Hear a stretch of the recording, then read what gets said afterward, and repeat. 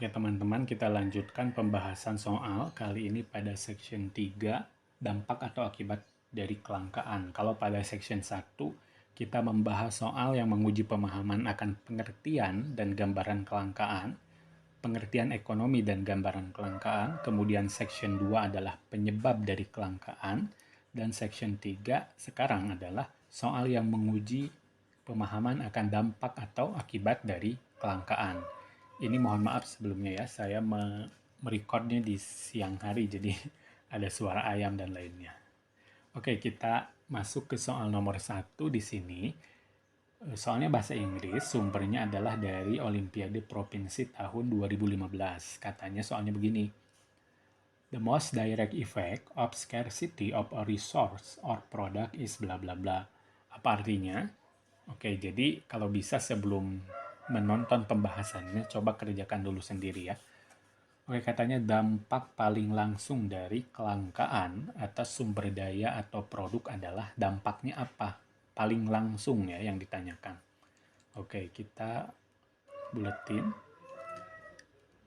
Most direct effect. Paling langsung kalau terjadinya kelangkaan itu apa sih dampaknya? Oke, yang A. Pasokan menjadi semakin berkurang. Katanya kalau ada kelangkaan, pasokannya menjadi semakin berkurang. Oke. Nah, gini ya. Kalau terjadinya kelangkaan, tentu keadaannya adalah ketika pasokannya berkurang. Tetapi apakah ini adalah efek? Oke, ini lebih kepada penyebab ya. Sehingga kalau dikatakan direct effect ini kurang tepat ya. It's true that scarcity often result from decrease in supply, tapi itu adalah lebih kepada apa yang namanya penyebab ya. Jadi kan sesuatu itu disebut langka ketika ketersediaan sumber daya yang dibutuhkannya itu berkurang atau tidak dapat memenuhi permintaan. Nah, kalau ketika terjadi kelangkaan, efek langsungnya adalah supply-nya yang berkurang. Efek langsung dari terjadinya kelangkaan itu justru upaya untuk meningkatkan supply-nya menjadi tinggi. Ya kan begini, kan terjadi kelangkaan tuh. Nanti cerminan kelangkaan itu price-nya meningkat. Respon supplier ya, akan meningkatkan apa? Justru akan berupaya untuk meningkatkan apa? Quantity of supply-nya gitu ya. Sehingga kalau menjadi berkurang salah karena hukum penawaran ya, hukum penawaran law of supply itu justru ketika harga barang meningkat, maka kuantitas yang ditawarkan juga akan meningkat.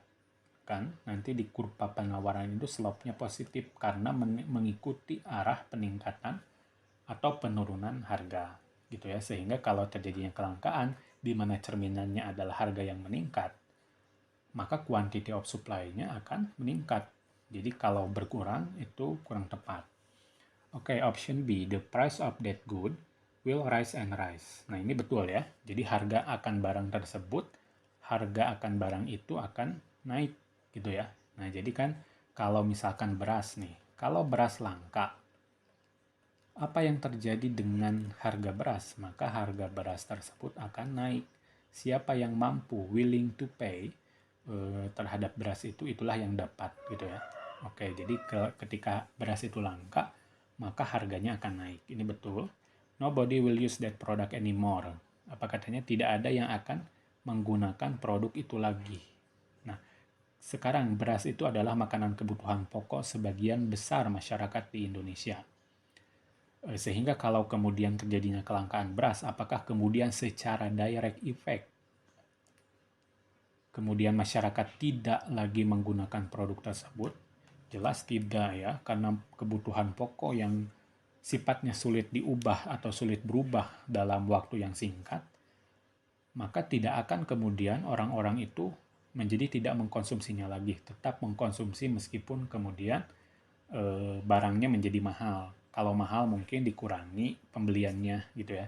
Jadi kalau nobody will use that product anymore, ini kurang tepat. Its substitute product will emerge and available in markets. Jadi katanya barang atau produk substitusinya akan muncul dan tersedia di pasar. Jadi barang substitusi itu apa? Pengganti ya. Jadi substitusi dari beras itu misalnya jagung. Apakah kemudian ketika beras itu langka, kemudian jagung sebagai barang substitusi akan muncul dan tersedia di pasar secara direct effect atau secara langsung? Belum tentu. Kalau dilihat dari corak konsumsinya, beras itu sebagai bahan pokok atau makanan atau kebutuhan pokok, sulit untuk secara langsung mengganti kemudian substitusinya ke jagung, ke singkong, atau ke sukun sebagai yang dikatakan ya oleh pemerintah hari ini sebagai alternatif dari konsumsi beras. Ya bisa, tetapi tidak secara direct effect kemudian akan langsung muncul dan tersedia di pasar. The government will ban the selling of corresponding good. Gimana nih? Katanya pemerintah will ban. Ban itu apa? Ban itu melarang penjualan dari barang terkait. Ya. Oke, kalau terjadinya kelangkaan, pemerintah itu ya di dalam praktik sistem ekonomi campuran akan mengintervensi dengan berupaya supaya supply-nya dapat memenuhi demand atau permintaan. Sehingga kalau melarang ini justru adalah kurang tepat, yang ada mungkin malah di demo. Coba misalkan kalau beras langka sekarang, apa yang dilakukan pemerintah? Mungkin melakukan sidak ke Bulog Badan Urusan Logistik yang bertanggung jawab atas suplai beras, melakukan impor supaya ketersediaan beras di dalam negeri menjadi meningkat, ataupun melakukan intervensi harga untuk bisa menurunkan harga beras sehingga dijangkau oleh seluruh masyarakat. Sehingga kalau will ban the selling of corresponding good, salah. Maka jawabannya adalah yang B. The price of that good will rise and rise. Ini dari OSP 2015. Selanjutnya, ini soal yang saya olah sendiri. The COVID-19 pandemic disrupted global supply chains, affecting resource availability for many countries. Which of the following best exemplifies the concept of scarcity resulting from the pandemic for developing countries. Jadi katanya apa? Nah, pandemi COVID-19 telah mendisrupsi atau mengganggu rantai pasok global. Jadi maksudnya ada perdagangan internasional kan untuk saling memenuhi kebutuhan atau komoditas yang dibutuhkan oleh masing-masing negara, maka melakukanlah perdagangan internasional. Nah, ketika pandemi terjadi, ini menjadi terganggu, terdisrupsi, berdampak pada ketersediaan sumber daya bagi banyak negara. Pertanyaannya, manakah dari berikut ini yang paling menggambarkan konsep kelangkaan yang dihasilkan akibat pandemi, yang dihasilkan dari pandemi pada negara berkembang? Jadi, manakah dari berikut ini yang paling menggambarkan kelangkaan akibat pandemi di negara berkembang? Oke, jadi negara berkembang itu ada developing countries, negara berkembang, ada developed countries, negara maju, sehingga negara berkembang ini kemampuannya tidak sebaik di negara maju.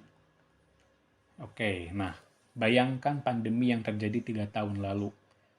Dampak terhadap negara berkembang seperti Indonesia dan India gimana?